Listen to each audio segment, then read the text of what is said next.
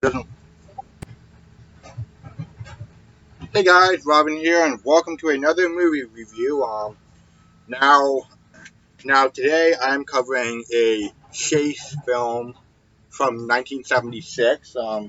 Now the only other chase film I've actually reviewed on the show is Duel, but today's chase film comes from the master of B movies himself, Roger Corman, the same guy that made Death Race 2000.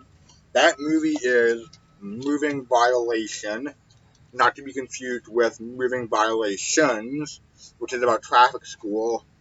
Now, the plot to Moving Violation is a guy and a girl, Eddie Moore and Cam. They witness a corrupt sheriff shoot his deputy, and the sheriff it sees them after he shot the guy. So he chases after them to try and kill them so they don't tell anyone. And he tells his other officers that they killed the guy. The officers are on a shoot on site order for Cam and Eddie.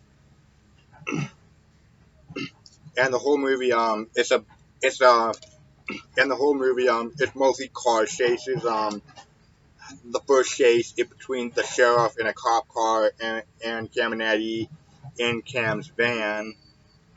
And the sheriff, upon closing in on them to shoot them, he tripped and hit his head on the rock and knocked himself out. So they steal his car, and the rest of the movie it just them running from the police.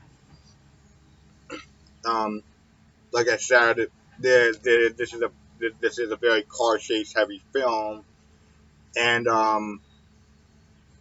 like a lot of the car chase, there's like at one point where they come across where after they steal the sheriff's car, they find another police car driving down the road that has the trunk broken open, and they think that the person and they think that's the car that Cam and Eddie stole, so they're shooting at the car, and the car eventually crashes, and they find that it wasn't Cam and Eddie driving, but one of the sheriff's other deputies. Now most of the police cars featured in the film are AMZ Matador, which was a very common police car at the time.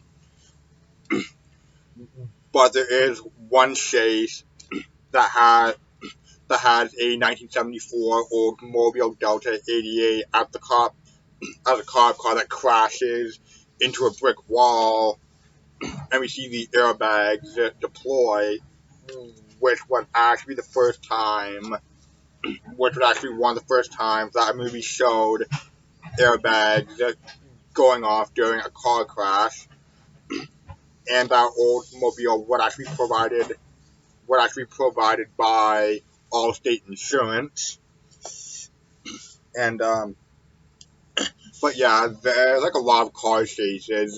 There's police car versus police car. There is Pontiac Ventura versus cop cars. There's a chase between a station wagon hauling a boat, between a station wagon pulling a boat on a trailer versus, versus a pickup truck and a civilian AMC Matador, which is driven by the legendary Dick Miller, who you most likely know as the gun store clerk in the Terminator, and and the guy and the guy and the guy and the guy managing the weapons inventory in Night of the Creeps. Now there's a lot of explosions in the film. There's like one part where a cop car crashes through one of the support beams on for an oil tower. There's a big explosion, and there's oil gushing out of the ground and catching on fire as it's shooting up. So it's basically a flamethrower shooting up out of the ground. and and they eventually get and they eventually get to Eddie's lawyer, played by Eddie Albert, who is a very kind looking old man. He's a very sweet grandpa type person, and I'm sorry, you'll have to excuse the construction noises behind me if the mic's picking up.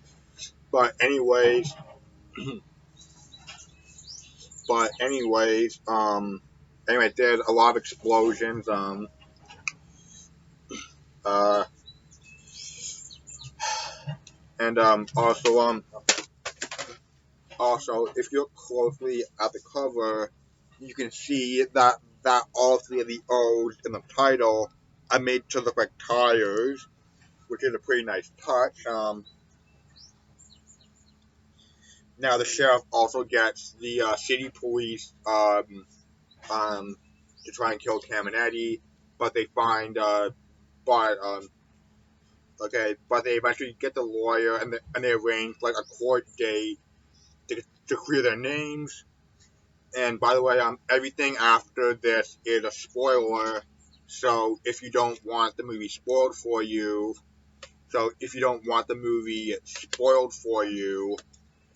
stop the video right here. Spoiler alert.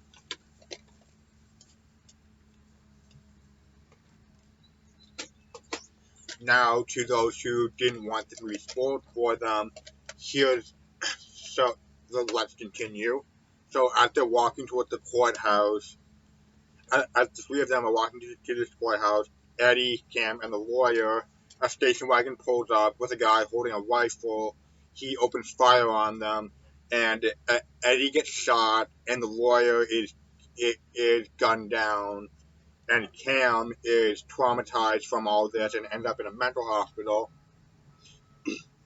And Eddie, fed up, and for Eddie, this was the last straw, and he's and so fed up with putting up with the sheriff's crap, he goes to an armory and gets a high-powered rifle, which indicates that Eddie served in Vietnam.